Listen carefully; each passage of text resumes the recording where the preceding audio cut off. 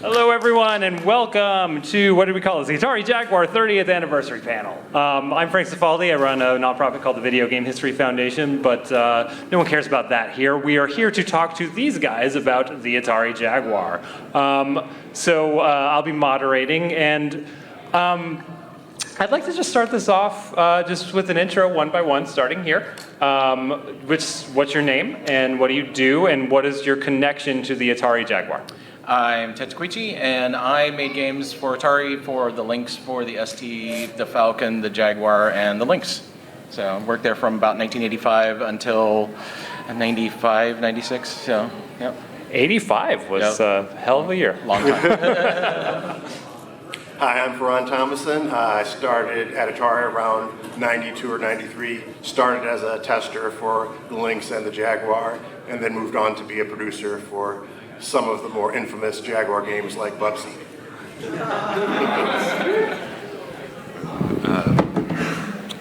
I'm James Purple Hampton, that's me.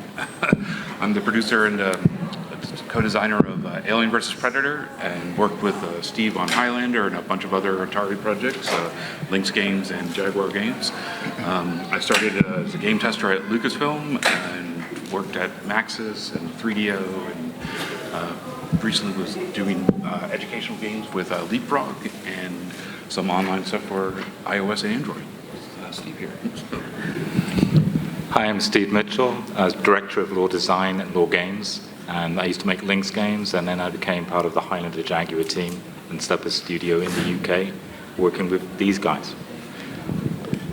So I guess first thing I want to do is basically set the stage for what Atari was in 1993. You know, like to my mind, this is sort of like King of the Hill in the early 80s, right? And then there's not a lot you hear until the home division sort of comes back in the late 80s. But you know, let's set the stage. So starting 1993, like what is Atari before the Jaguar comes about? I think Ted's probably the best to speak on that, since he was there the longest. I don't really know. I would say that it was, I started as a tester out of college, and, you know, it was a family. It really was. And everybody, you liked everybody that you worked with, and everybody was very close-knit, and we were just trying to make great games, is really what it is. And then the Jaguar came and kind of changed everything. And then, like, the whole market changed. Like, we tried to make great games, and then the Jaguar came along. I mean, I think everybody... That was the mantra for the whole time, was to make great games. And, you know, the Lynx was very interesting hardware. Obviously, it was more powerful than the Game Boy, but lacked the software, as well as the battery supply probably got you like maybe 20 minutes on a good day, which was kind of strikes against it. But as Ted said, I think we all strive to make really cool and interesting games. The Lynx had a fairly interesting lineup with everything from like Lemmings, which was like a great port for a tiny handheld system, plus some of the other Atari classics. And I think we wanted to take those ideas and transfer them to the Jaguar. However, I think a lot of the games that we're making on the Jaguar were a bit time constraint and budget constraint, so we were doing the best we could with the resources that we had. I think James can maybe fill in a little bit more of that story as well. Yeah, you know, I came from Lucasfilm and Maxis, which were fully network connected to Atari, which was still running the SneakerNet. So there were some adjustments to be made as a whole. And when I first started, it was at the end of the just closed down the Chicago development office for Atari, and there were all these Lynx titles that needed to be finished while they were finishing the hardware side of the Jaguar. So I started working with Steve here on a couple of Lynx games, what became Fat Bobby and Paul Kung Fu and Kung Fu. And while during that time, it was one of these, you know, trying to get used to both bringing Atari into the future and kind of, you know, sort of absorb what was good about the past. And, you know, the real lesson I've kind of come to take is that, you know, that saying about, you know, the serenity to accept the things you can't change, courage to change the things you can. And that's what we tried to do. We tried to gain some wisdom to know the difference. So doing what we can with what we had, with the people who were there, and trying to convince the management, who did in fact change, just perhaps a little bit later than we hoped for. And it was a team effort for something like Cybermorph, which was one of the first launch titles for the Jaguar. Yep. Everybody pitched in. Like Ted was doing sound, the testers were doing level design, which was great. If you're just like, hey, I'm like 22 and we're like designing these cool 3D levels for a video game, which very few people had done. But at the same time, it's not like we were being paid overtime. We were sleeping at or under our desks and things like that. So it was pretty chaotic, and it was very learn as you go. But all in all, I think it was a great experience that unfortunately you can't have today because things are a little bit more structured. So there's pros and cons to that kind of situation. So I imagine being internal Atari producers, you had access to really stellar documentation on how the hardware worked, and no? Is that, I'm hearing laughing. Steve's probably the biggest victim of that. You're one of our prime developers. We're going to contrast now. With the links, there was great documentation. There were tools. There were dev kits that worked. You could debug. With the Jaguar, that was going to come eventually, but it wasn't there at the beginning at all. So all of the developers had to start from the ground up. And they had, I think you said, a few months to finish a game in, with nothing up front, basically. Right, they had this 2600 kind of mentality of, we had 4 programmers, we had 4 months, we're going to get 4 games out of it somehow with 0 development tools, and everybody basically forging brand new ground and developing their own individual renders, and it wasn't great. I mean, I think that's the big thing, though, right? Is that each team, when they were working on a game, they had to make their own complete development environment. So once they got that done, then they could switch over to actually making the game. Yeah. And remember, none of these types of games really hadn't been done before. The high resolution, high color depth graphics weren't necessarily a thing. So everybody had to figure out, because a lot of the artists and everybody were used to 16 or 8-bit tiled graphics. But with the Jaguar, you could have like these nice tableaus of great graphics, but they took up memory and were still only using a 2 or 4 megabyte cartridges. So then they had to figure out how to fit all of that data onto the cartridges. No one had ever done that. And there are very few like real-time 3D graphics games like Cybermorph where you can go front and back. Star Fox was a rail shooter. For Cybermorph, you could go up, down, left, and right and do all these types of things. And so there was definitely a lot of, as I was saying earlier, like paving the road with somebody like driving a truck right behind you and trying to figure out how to make all those types of things work. Yeah, I mean, I think that's a really important thing to maybe pause on and talk about is that the Jaguar at its time was like peak performance, right? Like in terms of like video game hardware. Like when that thing launched, it was by far the most advanced system, and I think a lot of people when they sort of if they're not intimately familiar with the Jaguar, they kind of think of it as just an also ran. It was a failure. It was maybe a bad idea. Blah blah blah blah blah. But like as people who are at Atari, right, and we're witnessing like we're about to have the most powerful video game console on the market.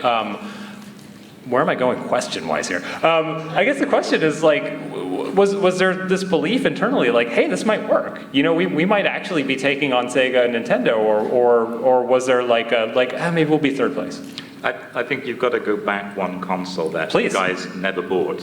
There was a console before the Jaguar and after the Lynx, and that didn't get released. So Atari had been charging up a hill for a different console, and then at the last minute, they realized that wasn't going to happen. Right. So they jumped straight to 64-bit. So that was a huge step change from what was there the previous generation. And you're dealing a company that had been an 8-bit developer going to a 64-bit developer almost overnight. The 7800 was a kind of stopgap measure at some point. But did you guys ever buy a Panther console? It was never shipped. I got 6. Have you ever heard of the Panther console? Yeah, I know. Right. So it's, and I think if Atari had gone with that generation of console, they'd have been competing. I worked for a while in-house at Sega on what here is called the Genesis. In the UK, we called it the Mega Drive. And that generation of console, Atari didn't get into. So they moved straight from the 2600 and Lynx to the highest end processing, capable system on the market. And they hadn't created that infrastructure. And I was saying to the other guys earlier, after Atari, we all went different ways to different companies. And these other companies, they had resources, they had tools, they had marketing budgets, something new. In time. Yeah, and so we all saw later on, it's just like, oh wow, if you spend this kind of money and you have these kind of resources, then with less hardware than the Jaguar had, you could produce great games. So it's not like the hardware wasn't capable. You think you need to look at the time it takes to make use of that power. And I think there's also something to creating something out of nothing, because all of the launch titles that came through, with the exception of Dino Dudes or Raiden, which were ports of existing stuff, like even your Club Drives was just like probably an idea on a napkin someplace, and everybody thought it was like a great idea, and like basically they took a sketch of something and created something out of nothing, and I think everybody was kind of fueled on blazing trails and trying to create really innovative things in a very short time frame that the world had never seen. So a lot of our energy just came from that, like pushing the rock uphill and trying to make some lightning in a bottle, trying to create that magic of stuff, and that was very exciting. And I'll follow up on the Blazing Trails. I worked on Kasumi Ninja, which arguably was not a very good fighting game by any stretch. I didn't hear any woos in the audience. Yeah, right. I know. Yeah, exactly. And the thing, it came down to we wanted to make sure that we showed off what the Jaguar was capable of. So when we were running down the road making a fighting game engine, I'm not going to mention any names, but there was management that came through and said we need to have a 3D component to it as well. So then we ended up having to make two separate, basically compatible working game engines that were fused into one game, which meant that we didn't have time to work on the fight mechanics or if you guys want to talk about the controller as well, right? Because that was the big thing with the fighting game was the non-responsiveness of the controller and the difficulty people had doing the combos and that sort of stuff. For a fighting game, it was tough. But that whole idea of trying to make a technology demo that showed off what the Jaguar could do and making the game at the same time was a little difficult. And that controller, I mean... Go on. It was one of our producer collective just goals to try to convince them how their game control. We brought every game console we could think of into the rooms. But it had so many buttons. And I think from a marketing perspective, we're like, so many buttons, it's gotta be better. And like, we'll use the ColecoVision and television overlay system. Nobody's ever gonna lose those overlays, but I think from a marketing perspective, they like the buttons and they like the extra stuff that would be packed in a box and everything. Well, that, and it was the controller for that Falcon computer. Right. And they felt that we have a controller was the answer. Details, right? Well, the only good thing about it was that originally a lot of the edges on the controller were like the first NES controller, and they were the real rectangular square sharp that would leave a little indent in your hand. We actually got them to file those down in the final version, which, get what you get, I guess. But that's that kind of shift of old way of thinking, new way of thinking. And people who are married to this idea of how things used to be at Atari, they did grow, they did change. I mean, I think at the time it was, we were constantly charging up the hill trying to change people's minds, and some of them did. Yep. Perhaps, we in getting ready for this presentation, we were just talking, and it's the, what if we had just held it a year? What if Atari had the cash on hand to keep going and let us, launch the game with Tempest 2000, Alien vs. Predator, and Doom, and wait that 1 year? But at the time, they were in such a rush, worried that Sega or Nintendo was going to release their console beforehand, and they just wanted to get first to market. So, and cash flow is nice. Cash flow, right. Like, the ugly reality is you still got to go out and like sell stuff, and if you're selling something at $200 or whatever it came out with, and you could convince your sales team to go sell a couple 100,000 units, that definitely gives you that enhanced cash flow to keep the doors open. So, sometimes there is definitely a give and take in those types of situations. Yep. But they eventually did change some minds, right? I mean, moving to the CD development, we convinced, Sam to really think big. He actually, took some chances and started to understand that, bigger games that are more involved take bigger teams and more time. And despite him being kind of, hardline businessman who really wanted us to keep crunching our numbers, he actually, bought us some extra time for some of the titles. Like, That last 6 months of Alien versus Predator never would have happened if it wasn't for him taking the leap of faith that it was worth it to, we were already going to not miss the spring window, so we might as well hit it for Christmas. And that extra time made all the difference in the world. And I think the hype on that paid off, and like he could see it.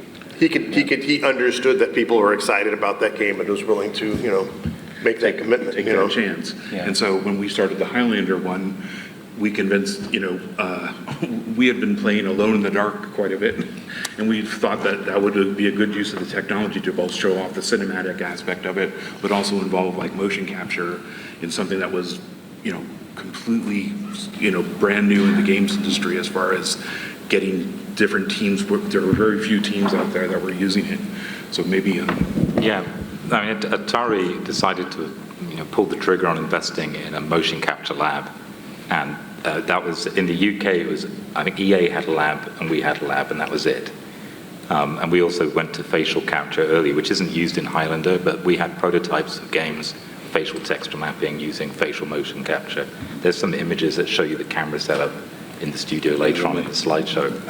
But Atari was pioneering this work, but of course you have to have an installed base of CD systems. Good luck finding one. I understand they ship them in only 2 territories in the US, so they're almost non-existent, the CD system. But ultimately, that you could see the way of the future at the time. Other people were adopting CD. Obviously, Sony went CD with PlayStation on day one, and you opened the door to potentially a lot more content and the need for doing more animation. The future was possible for one-on-one fighting games. We were aware of the competition. Sega had Virtua Fighter. And the idea of these advanced games would have come to Atari had they been able to keep going through the fallow year of launch, basically. So I still have never seen a CD system at retail in my life. I've seen one on eBay once, and I don't know if it worked. But But it has Jeff Minter's light machine in it, so right. it's awesome. So I think Atari were there early with the technology. They probably could have patented a lot of the work they were doing with motion capture, because in the 70s they did that kind of thing. I don't know if anybody's aware that Atari dominated video games patents early on. They had the sprite, apparently, pretty fundamental part of video games, and they owned that. So, and they certainly had other patents, if you're aware of those as well. But later on, this is a new Atari. This is the Tramiel Atari. You guys can probably say more about the differences, but that they weren't the tech company they were in the 1970s. So, but on the other hand, they had pushed forward with build the better mousetrap mentality that the Tramiels brought. And they were enthusiastic about this new technology. And you could see the enthusiasm as everybody was developing the work.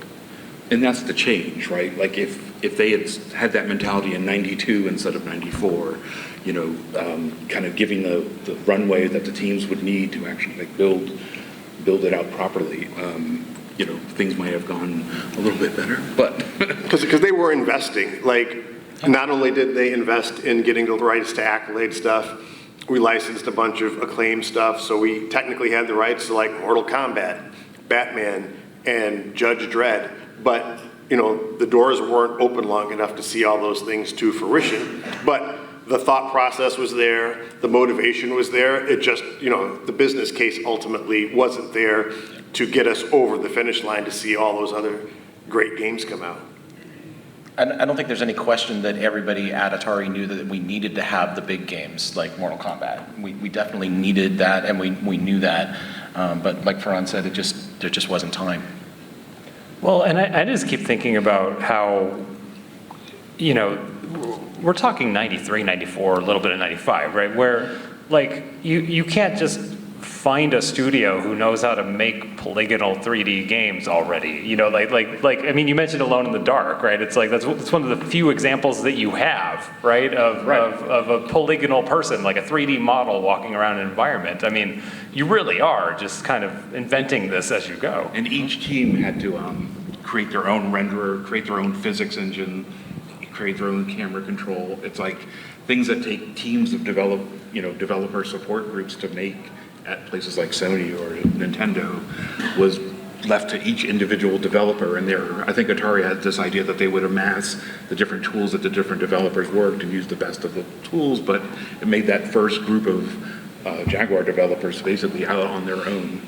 And many of the actual developers, especially the third-party or second-party developers, were people that really had not made, some of the companies historically might have made a few video games in the, for like the Atari ST or the Amiga, but the people that actually got staffed on the projects were like younger than our test department. So you had people that were like early 20s who were super smart people who understood how to program a 68,000 or understood the high-level architecture of the Jaguar, but it was still a lot of work for them to get things through the door, even using the 68,000.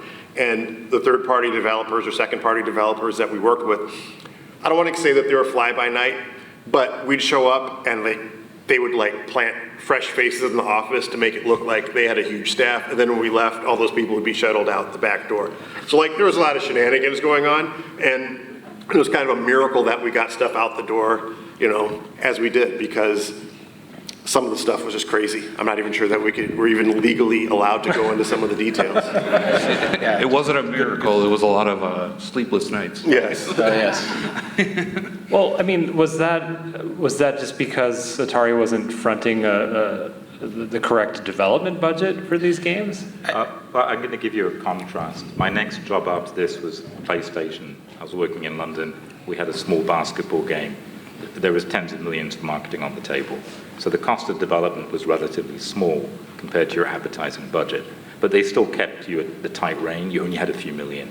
It's a different kind of system. The Japanese came in. I was told their marketing budget for Europe was 350 million euros for the first year on PlayStation. Atari had never seen that kind, a fraction of that money for the whole world. So Japanese came in, they came in hard with PlayStation. They were there to win. I mean, how many people have owned a PlayStation or a PlayStation 2? Right, it's pretty universal. And that's no accident. A big Japanese corporation made you want that device, and you were going to go out and buy it, and they paid a lot of money to have great games. And I think we all learned after Atari, it's just like, oh wow, you can do this on a bigger scale. You can do this with more time, more budget, more resources, and you can make these large games. I just don't think Atari were prepared for that because nobody had done it before them. They were used to what they had always done, and they were really trying to kind of make that jump to the new world. A lot of companies didn't make that jump. There's a lot of consoles, 3DO, for example, didn't really get out there, right? So I think Atari is one of those, but you could probably run a whole session on all the other consoles that have been swept away and don't exist anymore. Well, and that's what was, on everyone's mind at the time was getting to market first. And I remember, the first E3 in Los Angeles, it was like, the battlegrounds were set on each line. There was a console kind of cropping up in one corner of the convention to another, and everybody wanted to be first. And Atari had this real hell-bent idea that they were going to, launch the Jaguar in '93 and follow up with titles in '94. It's just, again, hindsight is a little bit more focused. But I also think, go ahead, I also think that we knew that, Purple. I think that we knew that we had to do everything that we could possibly do to make this happen when we were, during that day. And you were talking about, sleeping in our offices. We all had, sleeping bags under our desks, and then we all, could leverage whatever skill set we had. If you were a game designer, then you would help out on other teams. There was no, I'm only working on my game. It was, Faran needed help doing something, then, like sound effects. I did sound effects and music for a ton of the stuff, for Lynx and for Jaguar. And whoever needed help doing whatever, that's what we did. And that's why we lived there. And thank goodness we had people like my wife who would bring in huge pots of spaghetti, since we were all living there, and it was an amazing time, and it was an amazing company. And I don't think, any other place could ever replicate that feeling, Yeah, absolutely. I mean, and my, time in the games business, it's like nothing was like Atari. No. It was a family-run business, and it felt like you were part of the family. We were part of the family, and everyone. I remember there was a meeting we were having at. I realized like every person in this conference room has all, I've seen them pass out at their desk or sleeping because the crunch times were real. But we were there because we all believed in it. We believed in each other. We wanted to do. It was like learn to do the best you can with what you have in the time they're giving you and see where it can go. But without that kind of effort, without people kind of giving up their time and their own personal lives to sort of spend it with us and became our, we're going to replace your actual family with us. And we had fun doing it. That's the big thing is that, we didn't have the greatest marketing. Yeah, we didn't have the big developer budget and all that kind of stuff, but we had a lot of fun. That was pretty cool. There was a lot of, if anybody's seen, I think that movie Grandma's Boy where they had that tester, those are like the level of shenanigans that people were getting into. So, obviously you can't really get away with a lot of that type of stuff today, but at the time, it was kind of coping mechanisms. We'd all go out to dinner. Maybe there was too much alcohol involved at times, but we all had to kind of soldier through and get all of these things done because they still had tight budgets. Like something like Bubsy, I think was like an 8 or 9 month development cycle. Yep. And we used probably only 10%, if that, of the assets from Accolade. They probably used a lot of the code, and then when they realized that it didn't work, they had to go in and rewrite it. And then the bulk of the developers we were working with were in the UK. So we always had these weird time differences, and it never synced up in like any kind of logical way, because everybody was late. So the developer would send intentionally bad versions to stall us for a good half a day while they were out there trying to fix those bugs. And they were like, oh yeah, we fixed it. And then, but that would be 7 or 8 our time. So we were already it was already nighttime. And so you just get into this vicious cycle. And, I think if you're young, you can kind of do that. I think that kind of behavior is frowned upon today, but it was a unique time in history, and I think we all have strangely positive, otherwise we wouldn't be here, positive memories of it, and I think a lot of the stuff was innovative, cool, and interesting, and I like the fact that people tend to maybe enjoy the Jaguar stuff more today than when it came out, which is cool. I'd like everyone to sort of try to imagine a world where this could have worked, right? Where this could have been a success for Atari. We might have seen a Jaguar 2 or something, right? So I think each of you, if you could go back in time and change one thing to sort of affect its success, and you do have some sort of, you have a higher position than you did, I guess. You're management now, right? If you could change one thing to sort of push it in the right direction, what would you do? More time. And I think fixing the quirky little bugs. Yeah. I mean that kind of hardware or software bugs? Hardware bugs. It was a notoriously difficult system to program. It had a lot of quirks. Yep. The people who designed it, I don't know if they even viewed them as bugs. I think they might have even thought that they were features because it was their baby. I mean, everybody else was pulling their hair out, but they were like, oh, hey, look, you can do this Garo shaded thing. What's a texture map? So, I think if we had a little bit better texture mapping, a few little bugs, that would have definitely accelerated a lot of the development and taken a lot of the developers off of using the 68,000 and actually had them doing a lot more cool 3D stuff that you really didn't see showing up until the PS1 era. And I think having the time as well as the developer support would have led into having the bigger titles, and that really would have helped it in the marketing aspect of it and overall. And remember, it was a cartridge system, right? I'm still very pro cartridge. Cartridges are fast, CD is slow, but. And that's the point. Earlier on, you mentioning people throwing things at you and there are bugs in them. With the CD system, the internet wasn't there to move that kind of data. These guys ended up living in the studios for a lot of the time because you simply couldn't move 0.6 gigabytes across in the mid-90s. I mean, somebody told me famously, oh, that's like a station wagon full of floppy disks or something. That's higher bandwidth than dial-up, right? Because there was only a BBS board that things were trying to be uploaded to. At best, you were FedExing a disk, or somebody was jumping on a plane and hand-carrying it to California. Yep. So, I mean, Ted, how long were you in the UK at one stage on a project? I lived there for 6 to 8 months on a stint. Yeah, it was pretty crazy. I think that's the thing, though, with the cartridges is that you don't necessarily realize that you have to have, if you want to make Christmas, you have to have them done by July, so that they have time to do all the things that they need to do to put the cartridges together and get them programmed and all that stuff. So, we were burning the midnight oil from the time that Christmas ended until the time that we hit July. And there was very little, if any, flash. So you had to still do that unless you wanted to pay a lot of money for air shipping and flash, you had to get it done by a certain date because they had to mask all of the ROMs and stuff. Yep. So yeah, I mean, that's obviously the upside of a CD, is like your turnaround time is quicker. So something I'm hearing a lot about is just there wasn't a lot of time to, well, develop the games first of all, right? But develop the tools, right? And there wasn't a lot of time to have generational knowledge, from one project to another, of like lessons learned, things like that. Steve, I think I'm eyeing you most of all with this question, being a programmer. Like, in theory, like, what would a Jaguar game with appropriate time, be like? Are we like close to PlayStation theoretically, or what? It was probably better than the PlayStation on out and out, but I think there were certain issues with the chipset which you mentioned earlier on. It wasn't as good as texture mapping, and that became a big thing with PlayStation. PlayStation, the original one, had a lot of tearing issues around the edge, but you kind of focus on the middle of the game when you're playing.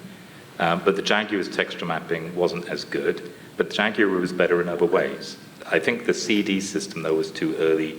There was no support in the hardware. The data didn't arrive where you wanted it sometimes. Whereas with Sony, they bought a company that made development kits, and they made fantastic tools straight away. You didn't have to worry about where the memory was going from the CD system. But I think they were very similar, but you'd have had to have the CD mechanism in the Jaguar on day one with the support for it to have competed directly. Today, you mentioned earlier about how would you do things differently. Well, obviously, I'd port Unity 3D straight to my new platform, right? Then all the developers can already work for it. And that's the big difference. There were no tools.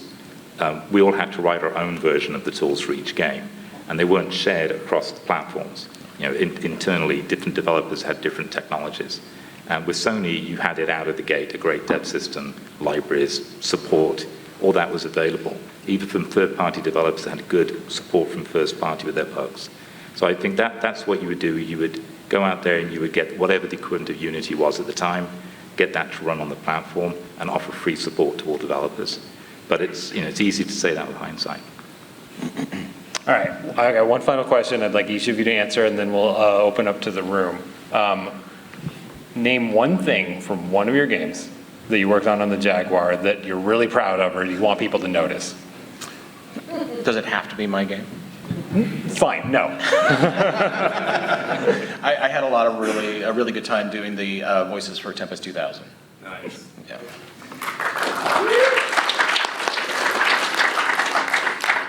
I mean, I think the fact that we were able to get full 3D in Cybermorph was great, and definitely a revolutionary concept at the time.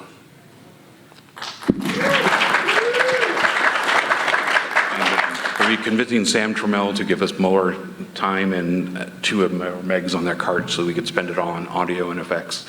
Made the game.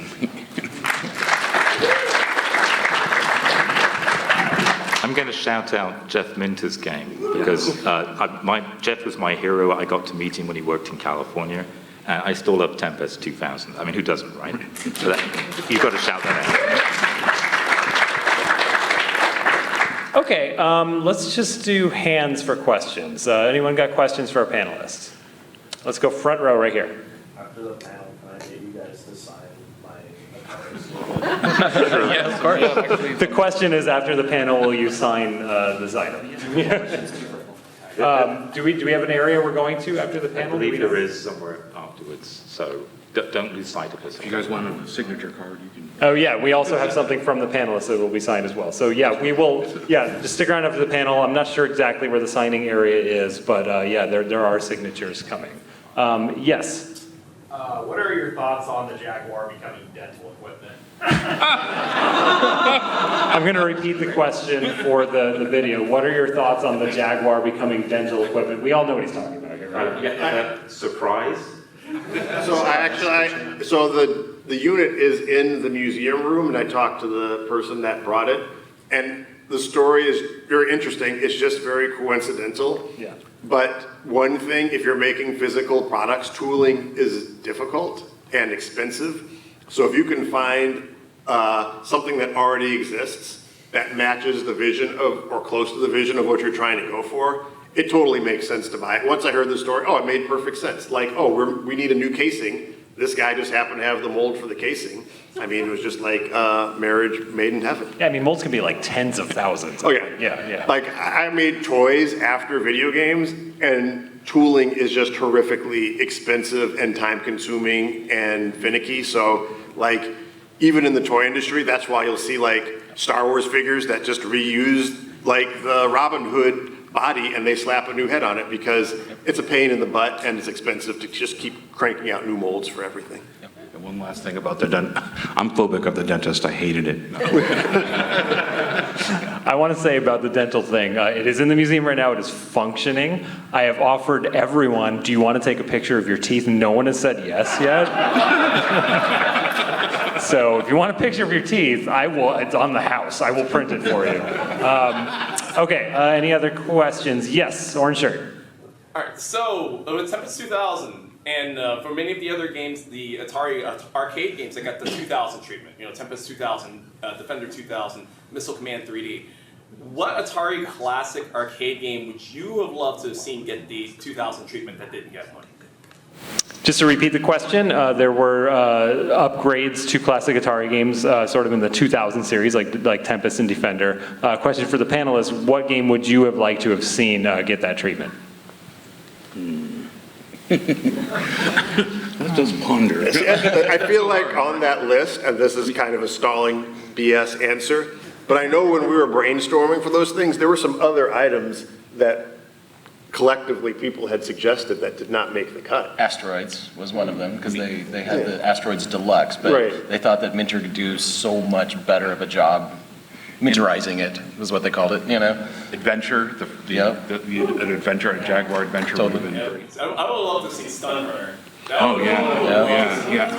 Yeah, I think those era of Atari games, I think they were all proposed, but yeah, I think it was the mentorization, the fact that Tempest 2000 was such a thing.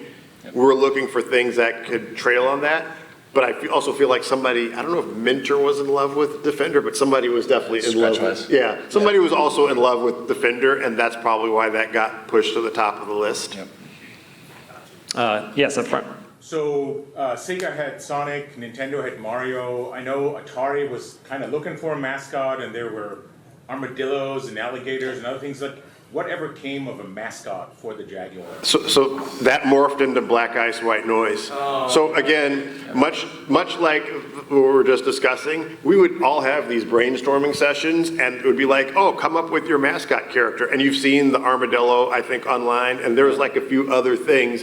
And at some point, I think we all thought that those choices were just kind of lame or derivative or something about it.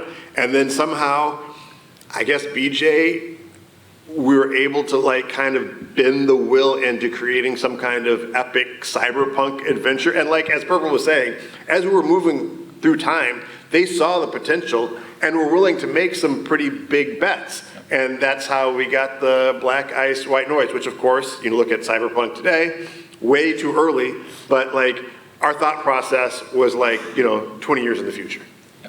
Some real Bentley Bear erasure happening right now. That was your mascot.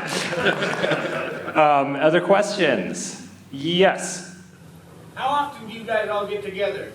Question was, how often do you guys all get together? It's been 30 years. I think it's been 30 years, yeah. Every 30 years. We keep running into each other at trade shows, but the four of us collectively here together, this is it, 30 years, yeah. But I mean, you guys were expressing to me before the panel that like it was such a family at Atari that like you have felt like a family this entire 30 years, right? Yeah, I mean, we've visited individually, right? But like getting us all in one room, it's like, we've all gone to parts unknown. Steve went back to England. I'm up here in Oregon now, thankfully. I'm in Denver. I'm in Phoenix. I think when I was in the Bay Area, if people have like a large extended family, you like little cliques or groups exist within that family. So when everybody was more in the Bay Area, it was easier to keep in touch with people. So I think on a one-on-one basis, probably all of us keep in close contact via like Facebook, but some of us like know other people in real life that maybe we'll hang out with more. And we had some COVID silver linings in that we all, learned to use Zoom and a lot more regularly and just use that at our video phones to stay in touch. So that's changed a lot. All right, questions? Yes.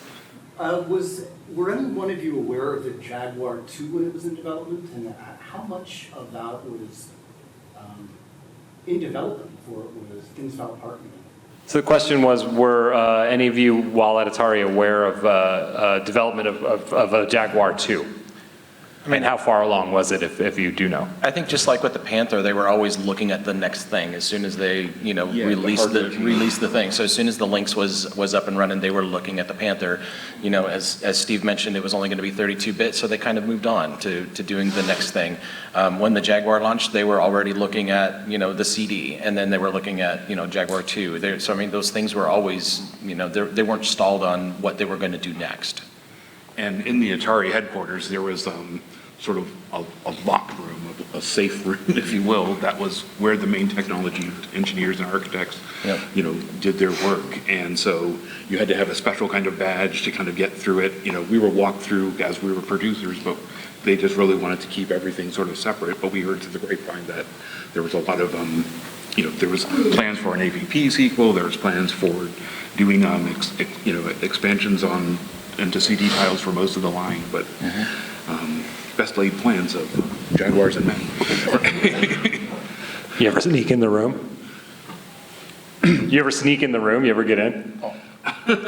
Not unintended. But some of those people were super nice, and yes. They were always friendly to kind of give us a peek here. Yeah, it's like it wasn't like it was a super lockdown. You could roll in with somebody. Got it. But it was like a secure room, right? Like it was one of those spaces that you hear about in technology office parks. It's like, wait, this is us. This is it. Okay, other questions? Yes? This may have already been answered with your last question a little bit, but there's a mention of support between the Lynx and the Jaguar connecting, kind of like with the Game Boy Advance and GameCube. Were you aware of any projects that were active working with that possible new technology? So question was, were you aware of any projects that would use technology where the Lynx and the Jaguar would connect to each other? I mean, the only thing I remember in discussion was this notion that you could run like the motion tracker on your Lynx while you're playing AVP. But that was pure speculation, like we did, I remember a couple concept pieces kind of came up for it, but it was, again, that, that bearer of time, we just didn't have the time to build those things out. I would say one of the things that they definitely were looking at was we had Lynxes that would hook up to just regular TVs, because we would record when testers were playing the games. They would just use regular VHS tapes to record the gameplay, so you could figure out where the bugs were. And having some sort of a Lynx that allowed you to hook it to a TV was definitely an option that we wanted to have, and that we were pushing for. But they kind of moved on to doing the Panther, and then obviously the Jaguar side kind of got shelved. Unfortunately, it was. Heard some very disappointed groans in the audience. Cool, yeah. Yes, in the back, mask on your face. Yeah. Yeah. So you had talked about working with the 68K chip, and I was wondering, were you actually doing 3D programming in 68K assembly, or were you just making tools in 68K assembly and then writing in C or something like that to make the game move? So the question was essentially, you mentioned programming for the 68,000 CPU, and the question, if I understood it correctly, was, were you 3D rendering in the 68,000, or were you working around it? There are two parts to there's two different processes. So you tend to use the one for doing some of the work, the 68,000, and then you'd use the accelerated chip is the best way to describe it to do, and it's particularly good at garage shading. So, but they work together. You didn't just use one or the other. So the code was written in two different assembly languages, and the one language used interleave technology, and the compilers weren't really there to support that. So you did one instruction, and then another one, and then you finally got the response to the previous instruction on the accelerated chip. So it was, for the engineers, they used both. There was no C that we used, it was all assembly language on Highlander. Can't speak for the other developers. I feel like they were pushing a C solution. Not sure if it was ever finished or any good, but obviously the developers were demanding it. Yes. But grudgingly, I think they pooped something out, but I don't know if it was any good. I agree, yeah. Okay, other questions? Yes, all the way in the back. So the mark Marketing for the Jaguar made a big deal about how it was a 64-bit system, and therefore we were a system. So, do you have any opinions on that? Like, how valid is it to call it a 64-bit system? The question was, did you all do the math? As Barbie said, math is hard. We're aware. Officially, it was 64-bit. Some of it was 64-bit. That's the best way to describe it. But even 32-bit consoles weren't all 32-bit. So Atari just did what everybody else was doing. They just advertised the widest part of the platform, which technically was 64-bit. The 68,000 wasn't. So that chip would be like a traditional 68,000 processor. But you know what? Some of it was 64-bit, and you could use it. All right, and last question, in the hat. Yeah, so in the early 90s, as a young kid, I watched a lot of the Highlander animated series, which is really awkward. I think you mean Highlander. A lot of people haven't actually seen that, I know. The last of the McLeods. I heard that it was coming out of the Jaguar. My mind was blown, and we got the game. And later on, I heard rumor that they were going to continue the series. Was that true, and was any work done in that regard? Okay, so the question was, there were rumors of sequels, I believe 2 sequels to the Highlander game. Was any work done on those sequels? I've been asked that question a number of times. It's on Wikipedia, man. How long before my contract expires with the non-disclosure? I don't know. It's no secret there were going to be multiple games, and they were in development in parallel. The motion studio couldn't be funded off one title. There was talk at one stage of the Batman game going through motion capture. Right, using the same engine. Yeah. But there was also a PC version they were working on too. So you've got this idea, people say, hey, have you got the PC version of Highlander? It never officially shipped. So if you found a PC version of Highlander, well done. Right? And the Highlander, that thought process of having a series of games and you spreading out the technology development cost over multiple titles like that, that was part of the change that we saw people like Sam Trammell, the president, take on. You know, he started to get it that, wait, this isn't 1978 anymore, it's 93, and if you want big games, you need to invest in both, money and that missing element, time. Well, that's time. So, gosh, thank you all for coming to the panel. I'd like you all to give the panel a loud round of applause. Thank you. Please don't forget to like and subscribe, and to the right are a few more videos from the Portland Retro Gaming Expo 2023. Thanks for watching.